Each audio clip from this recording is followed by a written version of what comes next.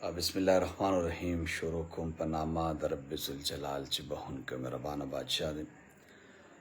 قدرمنو، څنګه چې پرون دغه واقعه مخې ته راغلې د خوازه خیلې چالیار مدرسه کې چې دغه کم ماشوم ډېر په بېدردۍ سره په وخلو یې وجلی دی، نو د دی په حق کې هغه الفاظ زما سره نشته چې زه پرې خبرې وکړم. ظلم شوی دی او یو داسې ظلم شوی دی چې یقینا مدرسې ته ماشوم د دې دپاره ځي چې یاره هغه علم یې زده کړي، د علم دپاره لاړ شي. بیا په دغه مدرسو کې ناس دغه درندګان یقینا ټولو مدرسو ته بد هم نشي ویلی، پکې ډېرې ښې مدرسې شته چې هغې نه ډېر ښه قاریان عالمان فارغیږي. او بیا چالیار کې چې کومه مدرسه وه په دغه کې دا کوم قاریان چا چې دغه ظلم کړی دی، دغه ماشوم یې دومره وښلی دی، یعنې دومره زیات یې هغه ماشوم وښلی چې په وښلو باندې هغه ساه ورکړله. یقینا چې کله یو کس په ګولۍ ولې او وژنې، هغه مرګ دی، تکلیف وي دومره بني چې بیا ته فلختو دومره سزا ورکې، یو ستړی کېږي بل پې راځي، بل ستړی کېږي بل پې راځي. موږ اکثر ګرځو زیاتر مدرسو کې، موږ هم وګورو مدرسو کې هغه ماشومان ډېر زیات دي چې اکثر پلاران یې مړه شي او مور یې بل واده وکړي، نو د هغه ماشوم بیا په کور کې ځای نه وي. هغه سره که مدرسه کې هر څومره زیاتې کېږي، غریب که کور ته راځي ماشوم یې د هغه خو څوک اوري نه، نو هغه بیا مدرسې ته نه ځي، خو هلته فلار خپل مړي او مور یې بل واده کړی، نو مجبورن یې مدرسې ته په زور بوځي. زیاتر اکثریت چې وګورې نو یتیمانان یي، نو د هغې په دنیا کې څوک پلار په بچي دردېږي.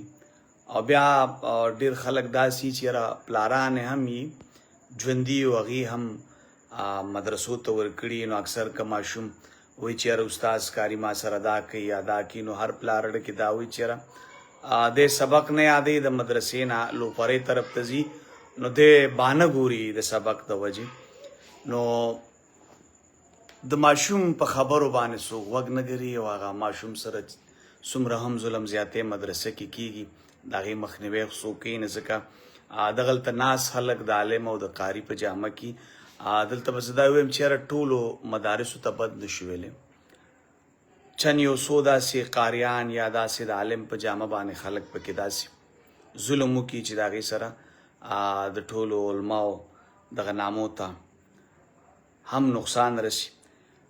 چالیار کې چې کومه مدرسه وه ویلی کېږي چې په دغې کې دغه ماشوم د ډېرو والو د لاسه ژوند بایللی، یعنې دومره سزا هم نه وه په کار دته. ځینې ماشومان هغې ته سبق نه یادېږي، بیا یې وخي. او سبق نه یادېدل دا خو دماغي کمزوري ده چې د یو انسان دماغ کمزوري، نو غریب په دماغو کې دومره زر سبق نه پرېوځي، نو په هغې دومره وال نه دي پکار. یا که یو سړی ماشوم غیرازاري وکړي، دومره وال نه دي پکار، ځکه چې دا هم د چا بچي د استاز مثال خو د ادبي پلار دی. اکثر دلته موږ سره هم په چم ګاونډ کې دا جومات کې مدرسې شته، دلته چې کله ماشوم ته د کلي یو کس په مدرسه کې په جومات کې کار شي، نو هغه استاز پې ډېر خفه کېږي چې زما د شاګرد ته دا مشر ولې کار شو، ځکه هغه خپل شاګرد ته د بچي په نظر ګوري، شاګرد سره مینه کوي. او بیا چې قاري نه دومره ظالم جوړ شي چې هغه رشته د استاز او د شاګرد هغه دې حد ته لاړه شي چې استاز راپاسي او خپل شاګرد مړ کړي. دې کې به زه یو ریکویسټ وکیلا برادرۍ ته وکړم چې را کم سے کم د دغې قاري کیس ما اخلئ، ځکه دلته به تاسو پیسه ضروري نه ده، په دې کې به اوس ډېر وکیلان راپاسي او د دغې ظالم قاري چا چې دا دومره ظلم کړی د دغې ماشوم سره، نو د دغې قاري کیس به والي او په عدالت کې به جنګېږي د قاري په حق کې. نو کم سے کم دغه خپل چې څومره هم وکلا برادري ده دوی ته دغه یو خواست کوم چې کم سے کم د دغې ظالم د دغې قاري په حق کې مه جنګېږئ، د کیس مه اخلئ، ټول د خلاف شي. ځکه دا د یو ډېر غټ ظلم کړی، دا شیطان دی، دته موږ عالم هم نشو ویلی، قاري هم نشو ویلی. او بیا دغه کورنۍ ته دی الله د زړه صبر ورکړي. ماشوم 14 کالو ماشوم و، هغه دغلته لیږلی د علم زده کړې دپاره، چېرې دلته نه به دی دینداره شي، دی به د الله قانون زده کړي، دی به د الله قرآن زده کړي، دی به عالم جوړ شي. او هلته نه په والو والو باندې هغه مړ کړلی شو. نو کم سے کم وکیلان دی دا یو خبره یاد وساتي چې په ژوند کې پیسه هر شیز نه دی. د دغه ظالم کیس ته نه اخلي، د دغه ظالم دپاره دی نه جنګېږي، دغلته دی ماشوم ته انصاف ورکړی شي. بیا د پښتنو په سیمه باندې تکلیفات ډیر دي، دردونه ډیر دي. دلته به په کم حادثه په کم غم به وجاړې، په کم غم به خبرې وکړي.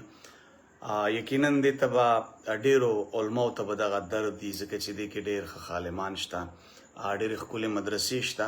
ځکه د دې سره د هغې هغه نوم ته هم نقصان رسي، ځکه دغه هم یو مدارسو مدرسه وه، دې کې غټې مدرسې دي. نو الله دې اسانه کړي په موږ باندې، اوس وکړو خپل بچیان که دین طرف ته لیږو، نو دغه سیالات مخې ته راځي، هر پلار بیا یریږي. ما وختي مې چې ما ډېر مخکې د یو مدرسې پروګرام ریکارډ کولو، نو پای کې چې کوم ماشومانانو ما تپوس وکړو چېرې دا ماشوم وایي دا یتیم دی. بیا بل ماشوم ما ډېر یعنې هلته چې څومره ماشومانو زیات پکې یتیمانانو، ما هغه ماشوم نه تپوس وکړو. نو هغه بهر مې د تپوسونه کول یېرېدلم. ما ته وی چې زما پلار مړ دی، مور مې بل واده کړی، هوښیار و، او زه چې کور ته لاړ شم نو بېرته مې رالیږي چې شابه مدرسې ته ځه. نو بیا په ماشومتوب کې چې کله د پلار مړ شو، خو بس یتیم شو، او بیا د مور بل واده وکړي، نو ستا په دنیا کې څوک دي؟ نو هغه باندې زه خفه ډېر وم، او نه هغه ماته تپوس کو دلته خوشحالې. نو په هغه مدرسه کې خوشحال و، استادان هم ښه و، داسې سوال ټکول هغه ماته ونه وي چې یاره ما سره یاسې ظلم زیاتې کېږي.